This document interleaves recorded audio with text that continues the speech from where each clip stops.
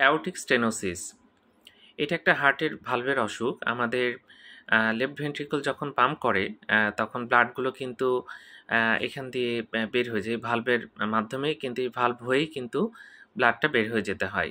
সেটা যদি কোনো কারণে শুরু হয়ে যায় সেটাকে আমরা অ্যাওর্টিক স্টেনোসিস বলি এবং লেফট ভেন্ট্রিকল দেখা যাচ্ছে পাম্প করছে কিন্তু অ্যাডিকুয়েটলি ব্লাড বের হতে পারছে না। যেটা বের হওয়া দরকার বা যতটুকু বের হওয়া দরকার সেটা বের হচ্ছে না।